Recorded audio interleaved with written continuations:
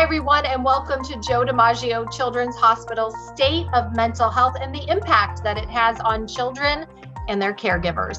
Pediatric mental health is at a breaking point, and the pandemic has brought this hidden crisis to the surface. With COVID-19 sweeping our world in the last year, there remains many questions about how we're going to move forward and emerge from these difficult times. We have Dr. David M. Rube. We are going to focus today, Dr. Rube, on how we can strengthen our teens, especially as we're coming out of these uncertain times. So what are some of the risk factors for child and adolescents that you've seen, Dr. Rube? Given the fact that children have been isolated in home, away from their peers, that has definitely been a number one risk factor, not being able to participate in group activities and sports, et cetera, to be able to continue to grow and develop their social skills, have left some kids really struggling, in addition to developing psychiatric disorders over time. The pandemic has made all of us who are more vulnerable even more vulnerable. So those children who were vulnerable or had some vulnerabilities and may have been able to compensate before the pandemic are now struggling to be able to get back to the level of functioning where they were at before, given the circumstances of being out of a social network and not being able to, shall we say, lead the lives that they were accustomed to living. Yeah, absolutely. And during this time, everything has changed. And I know we're starting to slowly come back out of that, but a lot of kids have felt the effects of anxiety and depression. So how can you kind of tell the difference, or how can you identify the difference between depression versus sadness or loneliness associated with the pandemic? The important thing to consider is how well a child responds to, shall we say, normal interactions. So if efforts are made to, within the limits of the law and the counties and in which you live, and you're able to do get-togethers, and you notice that a child is still withdrawn, a child still does not want to participate, even though it's all allowed and fears come to the surface, that is something to be concerned about. And it is important to make that distinction, even though the treatment plans are very similar, between worries and sadness. Sometimes, obviously, they play on each other, but depression is different from anxiety. No doubt, there's family history is a very important consideration in terms of both anxiety and depression being genetically moderated.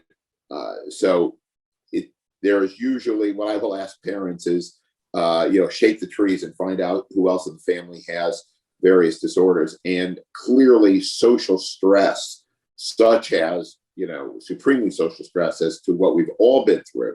And I'm sure Lisa will talk about the caregivers, and Brandy will be talking about, the individual work with children, has put those most vulnerable even at higher risk. Yeah, and that's really good to know, for parents or anyone listening to be able to identify, what is depression, what is sadness, when do I need to get my child help? So one of the things that's super important, Dr. Rube, and that's really hard for parents and caregivers is to talk to our kids. So if we notice some of these things, if we notice our child might be a little isolated or lonely or not feeling, at their best, how can we connect with them to strengthen with them? Do you have any advice? But one of the hidden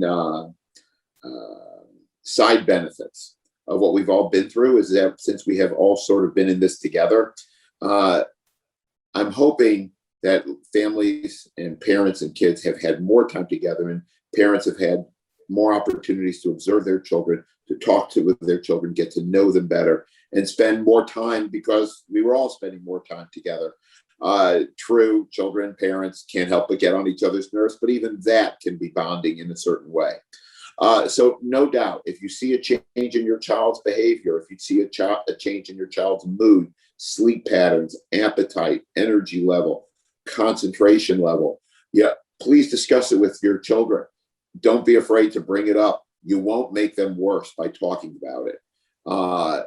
It's important, and the child will feel a certain sense of safety that he or she can come to mom and dad or their caregivers or their grandparents or whoever it is, to be able to say, wow, you've noticed. And that feels so good to be able to get stuff off your chest, to be able to say, Ma, yeah, I am suffering. Dad, I don't seem to have the energy to play the games and the sports that I used to be able to do. Don't seem to have the energy and the enthusiasm to get together with friends, even under either socially distant circumstances or even in the world that we're sort of tiptoeing around outside. Those changes need to be addressed, and given the level of how it interferes in kids' lives, that's when it becomes an avenue and an opportunity to get to try and seek out help. I'm throwing you a curveball here, Dr. Rube. Do you have an icebreaker? Different. They're teens. They're hard to talk to. Let's face it. No tween or teen wants to talk to their parents, especially when not feeling well. Can you give parents an icebreaker? What's one way to ask your kids how they're doing and to get them to talk? I start with what's going on rather than you look depressed. Okay. Start on the outside of the circle and work your way inward.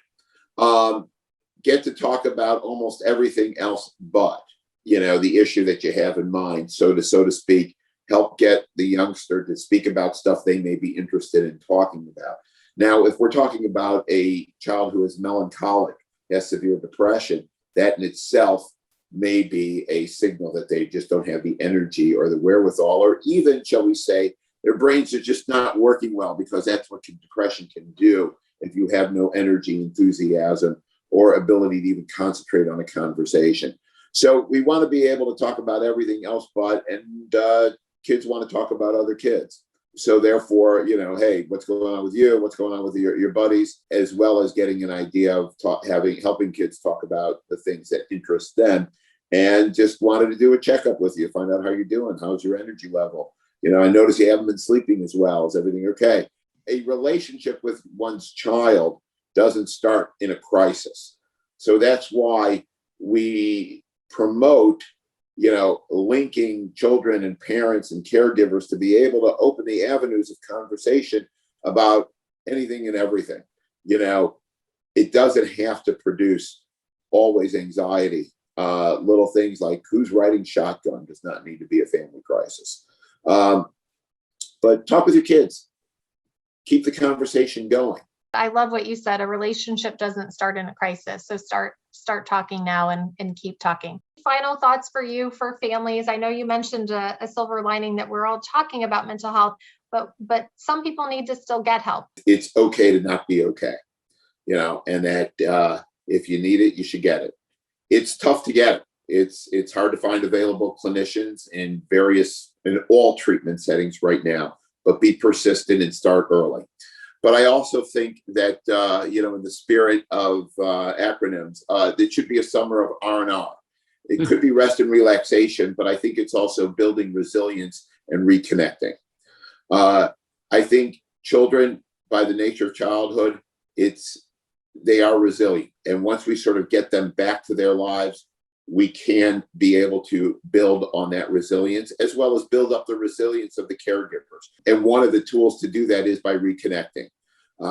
We're all hearing stories of, oh my gosh, I haven't seen my parents in 13 months. I haven't seen we haven't seen cousins and family members or close friends in such a long time. And perhaps it's even just across the state or across county lines where we haven't been able to go and visit and have holidays together, or typical July 4th or Labor Day barbecues, et cetera. And so reconnecting with friends and family is going to go a long way to building that resistance. In those situations, which are inherently social, you're going to give an opportunity to sort of observe your children as well as other friends who are also caregivers in more natural social situations and be able to see how's everybody doing. So please take the summer, enjoy the rest and relaxation, reconnect, let's build on our resilience. And if the motto has been, we've all been in this together, we should continue that and continue our growth for good health and good mental health throughout the summer and the beginning of the school year. Well, that's a beautiful way to wrap it up. And I'd like to think we've all learned a lot about resilience this year. And thank you all for watching. If you need more information about anything you've seen here, we're going to link it, but you can also go to jdch.com/services/psychiatry. Once again, thank you so much for watching, and we'll see you next time.